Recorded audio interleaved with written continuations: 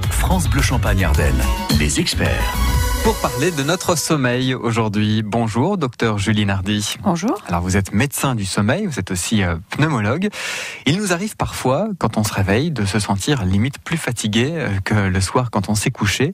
C'est une idée reçue, ça se peut ça, et à quoi peut être dû ce sommeil non réparateur ? Alors la première des explications, c'est qu'on ne s'est pas autorisé à dormir suffisamment si on s'est couché trop tard, ce qui occasionne une dette de sommeil.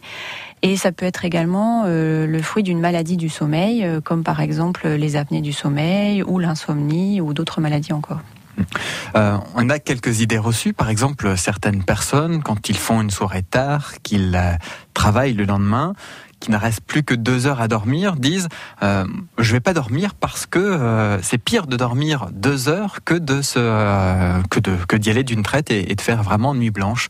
C'est vrai ça ou c'est pas vrai, ou est-ce que tout le monde n'est pas égaux ? Alors tout le monde n'est pas égal par rapport à la quantité de sommeil dont on a besoin. Après, il n'y a pas vraiment de bonne solution par rapport à la situation que vous évoquez. Maintenant, il est vrai que si on accumule une grande dette de sommeil, le risque effectivement c'est de partir en sommeil profond et d'avoir beaucoup plus de mal à se réveiller. Mais quelle que soit la solution choisie, la journée du lendemain risque d'être un peu difficile. Donc il n'y a pas de conseil à donner par rapport à ça. Chacun fait comme il veut. Comme il peut, j'aurais tendance à vous dire en fait. Vaut mieux dormir rien du tout que 20 minutes alors en cas de nuit blanche. Ça dépend de l'activité que vous avez le lendemain. Normalement, en cas de nuit blanche, il est plutôt conseillé de ne pas prendre le volant, par exemple. Si vous êtes chauffeur routier, les chauffeurs routiers le savent qu'ils doivent préserver leur durée de sommeil. Parce qu'une nuit blanche équivaut à un trouble de vigilance qui serait provoqué, par exemple, par la consommation d'alcool avec une alcoolémie à 1 gramme par litre. D'ailleurs, la somnolence, je l'ai appris en préparant cette émission avec vous, la somnolence, c'est la première cause de mortalité sur la route devant l'alcool. Oui. C'est 20% des accidents de la route en France et la première cause de mortalité en fait. Et c'est quelque chose qui est souvent négligé par les personnes. En fait, quand on est très sensibilisé par la consommation d'alcool, on nous répète bien qu'il ne faut pas prendre le volant quand on prend un 2e verre. Mais par contre, pour la conduite automobile, quand on s'est privé de sommeil ou quand on est fatigué, les gens sont un peu moins sensibilisés et les possesseurs du permis de conduire parfois peuvent être amenés à penser que s'ils sont réveillés, qu'ils n'ont pas consommé d'alcool, ils peuvent prendre le volant, ce qui est normalement pas tout à fait vrai. Donc la fatigue, ça peut être très dangereux sur la route. Parfois, on a bien dormi et on se surprend à limite somnoler. Ça peut être même en pleine journée, notamment les après-midi où il fait très chaud comme en ce moment. Il y a des signes avant-coureurs, il y a des choses à savoir là-dessus. Mais quand vous sentez que vous avez des courbatures, que vous avez des difficultés à maintenir vos yeux ouverts, que les yeux piquent, qu'ils sont secs ou que vous bâillez, ce sont des signes qui incitent à laisser penser qu'il faut s'arrêter, se reposer. Effectivement, on conseille une courte sieste, même assis au volant de la voiture, contact coupé, les yeux fermés pendant 20 minutes. Même si on n'a pas forcément l'impression de dormir, le ralentissement de l'activité cérébrale correspond en fait à un début de sommeil, un stade 1 du sommeil, un stade léger, et permet parfois d'avoir un espèce de rafraîchissement qui permet de reprendre la conduite automobile. Donc la fenêtre grande ouverte, la clim à fond dans le froid et la musique à fond, c'est pas forcément... Il y a des études dans les pays nordiques qui ont montré que ça ne fonctionnait pas. En revanche, ce qu'il est proposé, c'est effectivement de faire une courte sieste, éventuellement de prendre un café et de reprendre le volant une fois qu'on se sent capable de le faire. En ce qui concerne les problèmes de ronflement, parce que quand on a une nuit comme ça qu'on passe et qu'on sent que c'est pas forcément réparateur, le ronflement c'est plus un problème pour la personne à côté dans le lit ou pour la personne qui ronfle. Alors, par rapport à la qualité du sommeil. Le ronflement en soi, ce n'est pas une maladie et ce n'est pas responsable d'une altération de la qualité du sommeil pour le ronfleur. Donc quelqu'un qui ronfle peut dormir efficacement. Oui. Il y a un bruit qui est généré, c'est lié au bruit des parties molles, ou plutôt des tissus des voies aériennes supérieures, liés à leur étroitesse, favorisés par le relâchement musculaire, la position souvent allongée sur le dos. C'est aussi aggravé par la consommation d'alcool ou la consommation de médicaments contre l'anxiété, qu'on appelle les benzodiazépines, ou des médicaments pour la douleur. Mais pour le sujet en tant que tel, ça n'a aucune conséquence sur la qualité du sommeil. En revanche, pour l'entourage, c'est souvent problématique, ce qui amène les gens à consulter. Tout le monde ronfle, hommes, femmes, jeunes, vieux? Alors, on estime que c'est 30% de la population française et c'est plutôt les hommes pour des raisons anatomiques, mais aussi parce qu'ils consomment en France un petit peu plus d'alcool et aussi le tabac qui favorise le ronflement. Parfois, on voit à la télé des pubs de spray qu'on met au fond de la gorge avant de s'endormir, qui, soi-disant, d'après le marketing et la publicité, sont efficaces. vrai ou faux? Il n'y a aucun traitement qui a été validé pour le ronflement en termes de médicaments. Éventuellement, ce qu'il est possible de faire, donc la perte pondérale peut améliorer les choses. Des fois, il s'agit simplement de 2 à 3 kilos si la surcharge pondérale est modérée. Éviter l'alcool et les médicaments contre la douleur et l'anxiété. Et sinon, éventuellement, des orthèses d'avancée mandibulaire peuvent être réalisées à condition que l'état dentaire soit satisfaisant et compatible, mais qui ne... C'est quoi ça Alors, ce sont des gouttières dentaires faites sur mesure par des dentistes spécialisés qui sont au départ des traitements pour les apnées du sommeil, donc qui ont l'autorisation de remboursement dans ce cas-là. Et pour le ronflement, elles peuvent être utilisées, mais dans ce cas-là, elles ne sont pas remboursées puisqu'il s'agit plus d'une solution de confort que d'un traitement. Alors, le ronflement, ça peut être aussi un signe qui alerte de l'apnée du sommeil, même si le ronflement en lui-même, vous l'avez dit, n'est pas mauvais pour le ronfleur qui a quand même une nuit de qualité. On va voir vraiment ce que c'est l'apnée du sommeil et s'il y a vraiment des signes qui peuvent nous indiquer que oui ou non, on en fait. C'est juste... Dans les experts, on parle de sommeil aujourd'hui avec un médecin du sommeil, le docteur Julie Nardi, qui travaille pour la clinique des Bleuets à Reims. Docteur Nardi, on entend beaucoup parler d'apnée du sommeil. C'est pas pareil que le ronflement. C'est quoi l'apnée du sommeil ? Alors, c'est une maladie fréquente qui s'observe souvent chez les ronfleurs, mais tous les ronfleurs ne sont pas apnéiques. Ça touche entre 4 et 8% de la population, mais ce sont des estimations qui sont probablement inférieures à la réalité des choses, puisque c'est augmenté par la surcharge pondérale et que nous sommes actuellement touchés par une épidémie d'obésité et de surcharge pondérale. Ça consiste en des interruptions de la respiration de façon répétée au cours du sommeil, liées à un obstacle au niveau des voies aériennes supérieures, c'est-à-dire en gros dans la gorge. Une obstruction parce que les tissus sont affaissés et que ça bouge la gorge. Le plus souvent, dans 90% des cas, c'est lié à ça. Ouais. Puis après, dans 10% des cas, ça peut être lié à des maladies cardiaques ou neurologiques. Mais dans le cas le plus fréquent, c'est un obstacle. Et ces pauses dans la respiration, ces coupures de la respiration entraînent d'une part des diminutions de l'oxygénation sanguine et d'autre part une fragmentation du sommeil avec des micro-éveils dont le sujet ne se rend pas forcément compte, mais qui empêchent le sommeil de s'approfondir et donc d'être réparateur. On s'en rend pas forcément compte des apnées du sommeil, parce qu'on pourrait se dire si on s'étouffe pendant la nuit, on se réveille en panique. Eh bien, ça dépend tout à fait des personnes. Les micro-éveils, ce sont des tout petits éveils de quelques secondes qui ne sont donc pas remémorés par le cerveau et le sommeil repart tout de suite après. Des fois, les gens s'en rendent compte parce que l'apnée a été peut-être un peu plus longue et effectivement, ils se réveillent en suffoquant, en ayant l'impression qu'on les a noyés ou qu'on les a étranglés. Ou alors, c'est le conjoint qui se rend compte que le mari à côté, parce que c'est un petit peu plus souvent les hommes, arrête de respirer et les épouses sont très paniquées, les secouent pour les réveiller. Alors que de toute façon, une apnée prendra fin par un éveil. On ne peut pas mourir de l'apnée du sommeil. On ne peut pas mourir de l'apnée au moment où on fait l'apnée, c'est-à-dire au cours de la nuit, et généralement ça se répète en de très nombreuses occurrences. Mais par contre, sur le long terme, ces baisses d'oxygénation sont délétères sur les artères qui mènent au cœur, qui mènent au cerveau ou les autres artères et sont un facteur de risque cardiovasculaire. Et donc, entraîne à long terme une augmentation du risque d'accident vasculaire cérébral, d'infarctus du myocarde ou de problèmes vasculaires, de troubles du rythme par exemple. Donc c'est plus un problème cardiaque qui peut être engendré, pas forcément un problème de cerveau ou de mémoire, parce qu'on se dit si le cerveau est privé d'oxygène pendant plusieurs secondes, voire quelques minutes pendant l'apnée du sommeil, ça doit griller quelques cellules là-haut, non ? Non, pas tout à fait. Comme un plongeur qui fait une apnée, il grille pas son cerveau. Oui. Donc le cerveau a un système de défense qui lui permet de résister à cela. En revanche, c'est l'altération de la bonne structure du sommeil qui va être responsable d'une fatigue et d'un mauvais fonctionnement cérébral le lendemain, avec des sensations d'irritabilité, de troubles de mémoire, de troubles de la concentration. Et donc cette sensation peut être aussi d'avoir mal dormi ou pas ? Tout à fait. Que le sommeil n'a pas été réparateur. Alors qu'on a dormi un nombre d'heures qui paraît satisfaisant, on se réveille aussi fatigué ou plus fatigué que la veille au soir. Elles durent combien de temps, ces interruptions de respiration dans l'apnée du sommeil ? Au moins 10 secondes, pour qu'on puisse les considérer de façon significative, et jusqu'à 2 minutes en fait. Ah oui, c'est énorme. Et il y a des solutions pour ça ? Qu'est-ce qu'il est possible de faire d'un point de vue médical ? Alors, on prend en charge selon la gravité de la maladie, c'est-à-dire la fréquence des apnées. S'il y a peu d'apnées, on ne fait rien puisqu'il n'y a pas de conséquences particulières. Maintenant, on peut néanmoins encourager les gens à stabiliser ou perdre, voire perdre du poids parce que ça peut quand même améliorer un tout petit peu les choses. Mais la perte de poids doit être généralement significative. En revanche, s'il y a beaucoup d'apnées, on ne peut pas se contenter d'attendre que le poids baisse. Et dans ce cas-là, il y a 2 méthodes principales qui sont les appareillages par PPC, pression positive continue. Donc c'est un masque qu'on a sur le nez et la bouche. Des petits générateurs de pression, des petites machines qu'on pose sur la table de nuit, de la taille à peu près d'un réveil, branchées au courant électrique, qui ont un tuyau et au bout duquel se trouve un masque qu'on applique sur le nez ou le nez et la bouche, qui prennent l'air de la chambre. Donc c'est pas de l'oxygène particulier, non, c'est l'air normal qui est envoyé en pression à travers les voies aériennes supérieures afin de les maintenir ouvertes et d'éviter ces fermetures et ces apnées. Ça, c'est la première solution. Ouais.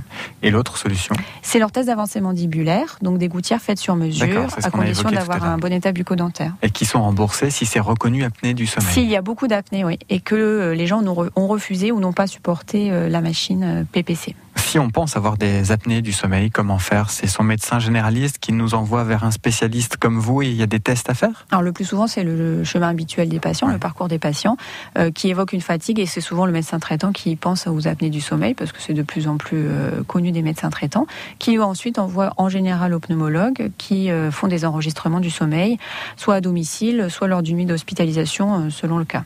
On va continuer de parler du sommeil et on va vous donner plein de conseils pour avoir un sommeil de qualité. C'est dans les experts ce matin avec le docteur Julie Nardi, pneumologue et médecin du sommeil. Avec un médecin du sommeil et pneumologue pour la clinique des Bleuets à Reims, c'est le docteur Julie Nardi. L'insomnie, ça concerne aussi beaucoup de Français. Qu'est-ce qu'on appelle vraiment insomnie ? On doit employer ce mot quand c'est vraiment récurrent ou quand ça arrive seulement une seule nuit ? Normalement, la définition précise de l'insomnie, c'est un trouble du sommeil qui peut être soit des difficultés à s'endormir, soit des difficultés à retrouver le sommeil en cas de réveil la nuit, ou un réveil trop précoce le matin, au moins 3 fois par semaine, au moins 2 mois dans l'année. D'accord. Et la cause de l'insomnie, ça peut être quoi ? Il n'y a pas qu'une cause d'insomnie. Une des causes très fréquentes est l'anxiété et la dépression, qui ne sont pas toujours étiquetées comme telles. Le moral qui joue vraiment sur la qualité du sommeil. Des ruminations la nuit, des difficultés à s'apaiser le soir parce qu'on a une journée extrêmement remplie et beaucoup de contrariétés. Et ensuite, il y a des causes environnementales. C'est-à-dire l'environnement de sommeil, des conditions inappropriées, d'obscurité, de silence, de literie. Un matelas, normalement, ça se change tous les 10 ans. On doit dormir dans une chambre qui n'est pas trop chaude, si on le peut, surtout actuellement. Ouais. Dans l'obscurité, idéalement. Ouais. Ensuite, il y a des causes externes comme les douleurs. Les gens qui ont des douleurs la nuit, ça peut les éveiller. Ou la consommation de certains médicaments, comme par exemple les corticoïdes, qui ont des activités éveillantes et qui perturbent le sommeil. Et puis enfin, il y a tout un wagon de patients qui n'ont pas de cause évidente retrouvée à leur insomnie. Et ils ont ce qu'on appelle une insomnie psychophysiologique, c'est-à-dire qu'au départ, il y a eu vraisemblablement un événement déclenchant, une difficulté de la vie qui a occasionné quelques nuits mauvaises. Et puis le phénomène s'est poursuivi, s'est entretenu pour son propre compte et aggravé par des mauvaises habitudes de vie ou des mesures qui ont été prises par les gens pour y remédier mais qui en sont en fait contre-productives. C'est-à-dire les personnes qui ont eu recours par exemple à des somnifères et qui en sont devenus dépendants ? Par exemple, et de sorte que le jour où ils arrêtent le somnifère, leur insomnie est beaucoup amplifiée. C'est ce qu'on appelle l'effet rebond. Ou des gens qui pensent qu'en mettant la télévision dans la chambre, ça va avoir une vertu relaxante pour les distraire et les permettre de se détourner de... S'endormir avec la télé, c'est une très mauvaise habitude qui peut nous nuire par la suite. Oui, voilà, parce qu'en fait c'est un générateur de lumière et notamment de lumière bleue qui a un effet sur le centre du sommeil et qui va inhiber la sécrétion de certaines hormones. C'est aussi un générateur d'activité cérébrale. Le sommeil, c'est un état de relaxation vers lequel on tend le soir en cessant progressivement ses activités physiques et intellectuelles. C'est ça qu'on parle de rituel du sommeil pour rentrer dans ce rituel et tout comme on parle pour les enfants d'avoir un nana, une histoire, etc., d'avoir un rituel de sommeil. Pour les adultes, à minima, sans avoir le nounours et l'histoire, et il y a une phase intermédiaire où on cesse ses activités de journée pour plonger vers le sommeil progressivement. Donc on l'a compris, pas de télé, j'imagine non plus pas de smartphone, c'est-à-dire qu'il faut éteindre son téléphone combien de temps avant d'aller au lit ? Il n'y a pas de règle absolue pour cela et ça dépend vraiment des gens et de leur facilité à couper un petit peu avec les activités de la journée. Mais effectivement, consulter son téléphone dans l'obscurité envoie énormément de lumière et c'est un facteur assez éveillant. Vous disiez que pour avoir un sommeil de qualité, il faut favoriser le noir complet, que ce soit donc la nuit, c'est plus facile, ou l'après-midi par exemple pour un enfant qui fait la sieste. Beaucoup de parents, par crainte de voir leur enfant angoissé, mettent des veilleuses. C'est à ne pas faire ça ? C'est une pression commerciale qui en gros, c'est de la grosse connerie alors. Je ne dirais pas ça, je vous laisse le soin de le dire, mais c'est des habitudes de vie, un conditionnement qui laisse à penser aux gens que si on met son enfant dans l'obscurité, il va avoir peur, mais c'est une croyance erronée qui conduit à effectivement laisser les enfants avec une petite lumière ou la porte entrouverte, mais en fait si on les habitue d'emblée, dès le départ, à dormir dans l'obscurité, il n'y a pas de phénomène de peur qui s'installe. Et c'est très important parce que c'est quelque chose après qui reste à l'âge adulte en fait. Et plein de gens rapportent à la consultation avoir peur du noir ou ne pas pouvoir s'endormir si les volets sont fermés. Mais c'est plutôt délétère parce que la lumière provoque la suppression de la sécrétion de certaines hormones favorables au sommeil. D'accord. En ce qui concerne l'activité physique, faire un bon ménage ou un petit footing le soir à 21h, 1h30 avant d'aller dormir, c'est bien ou pas ? L'activité sportive, elle est favorable, très favorable au sommeil. C'est un excellent synchroniseur pour le sommeil, mais elle est plutôt conseillée en première partie de journée, ce d'autant que cela permet d'avoir une exposition à la lumière qui est un autre synchroniseur. Ouais. Si on n'a pas d'autre solution que de faire le sport le soir, on ne va pas dissuader les gens de faire du sport, parce que c'est plutôt favorable pour la santé, mais en évitant de le faire dans les 2 heures précédant le coucher. Maintenant, les activités ménagères ne sont pas des activités spécialement agréables. Je ne suis pas sûre que ça soit très favorable au sommeil. Éviter des activités physiques intenses 2 heures avant le coucher, oui. Dans l'idéal. Dans l'idéal. Vous me voyez venir ? Activité physique intense. Faire l'amour, du coup, 2 heures avant le sommeil, c'est pas forcément une bonne chose, ou au contraire ? Il y a des sécrétions hormonales qui sont plutôt favorables à l'endormissement dans ces cas-là, donc ça, non, c'est pas défavorable. Voilà qui nous rassure. 03 26 50 81 81, on parle du sommeil, un sommeil de qualité aujourd'hui, avec le docteur Julie Nardi, médecin du sommeil sur France Bleu. Dernière partie des experts consacrée à notre sommeil. Pour un sommeil de qualité, nous sommes avec le docteur Julie Nardi, médecin du sommeil, pneumologue pour la clinique des Bleuets à Reims. On a parlé de l'insomnie, on a parlé de l'apnée, du sommeil, des ronflements. Et puis pour avoir un sommeil de qualité, il faut aussi avoir une activité physique. C'est important, notamment en journée, parce que si on a beaucoup de travail, qu'on a un travail sédentaire, on a une fatigue nerveuse, une fatigue mentale, mais avoir une fatigue physique, c'est bien aussi pour un sommeil de qualité. Docteur Julie Nardi, il y a aussi certaines pathologies du sommeil et qu'on n'a pas encore évoquées, et notamment le somnambulisme. C'est quoi exactement le somnambulisme ? Parce qu'on a l'idée des films et des dessins animés. C'est vraiment comme ça ? On marche les bras droit devant ? Non, pas du tout. Alors c'est une parasomnie, c'est-à-dire pas vraiment une maladie, mais une manifestation qui survient pendant le sommeil, surtout chez les enfants, souvent entre 7 et 12 ans, et qui est liée à une immaturité des systèmes qui régulent l'éveil et le sommeil. En pratique, le cerveau est encore endormi, mais le corps, lui, n'est pas bloqué, inhibé, il est presque réveillé. Donc ça survient surtout chez les enfants. Chez les adultes, on peut le voir encore un petit peu, mais de façon beaucoup plus minoritaire. On ne sait pas vraiment combien. Dans certains pays, c'est décrit comme 40% en Suède, mais on ne sait pas. 40% de la population ? C'est ce qui traîne dans les études, mais on ne sait pas vraiment. Du coup, ça fait quand on se lève sans s'en rendre compte. Et voilà. Donc en fait, c'est plutôt en première partie de nuit, lorsque le sommeil est profond. Les gens se lèvent et mènent diverses activités. Ils peuvent même parler, répondre. Ils ont les yeux ouverts, mais en fait, ils sont encore endormis. Le risque de ça, c'est surtout de se blesser, de se défenestrer, de tomber dans les escaliers, de manipuler des objets. Donc en pratique, ce qu'il est d'abord conseillé, c'est de sécuriser l'environnement. Et l'idéal, c'est que ça soit le conjoint qui le fasse, si c'est par exemple le mari pour la femme, parce que si c'est la personne elle-même qui l'a fait, elle sait où se trouve la clé et va aller la chercher dans le tiroir pour aller ouvrir la porte, ouvrir la fenêtre, etc., de sécuriser les escaliers. Le facteur principal, c'est le stress chez les adultes. Donc, généralement, on conseille aux gens de régulariser leurs horaires de coucher et de lever, d'éviter les dettes de sommeil autant que faire se peut, et d'entreprendre des techniques de relaxation qu'il faut apprendre et investir, en fait. On dit qu'il faut jamais réveiller un somnambule. C'est vrai, ça, ou pas ? Alors, c'est une idée reçue, parce qu'en fait, il va rien se passer, il va pas mourir. En revanche, il peut être un peu confus, agressif, et c'est pour ça qu'il faut pas éviter de le réveiller, parce que vous pouvez prendre un mauvais coup, en fait. Donc, il faut plutôt le raccompagner gentiment. On peut lui dire, alors, tu es en train de dormir, retourne au lit.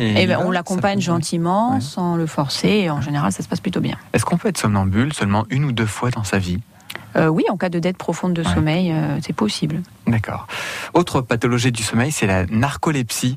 Alors ça, il y a un film bien connu, c'est avec Guillaume Canet, mais qui est une caricature. Tout à fait, ça n'a rien à voir avec la réalité d'une personne narcoleptique. Oui, en fait, c'est une maladie plutôt rare qui ne consiste pas en des endormissements subis comme c'est décrit dans le film, mais plutôt en une somnolence associée à des manifestations neurologiques comme des pertes de tonus avec un bras qui tombe, une mâchoire qui tombe ou des chutes.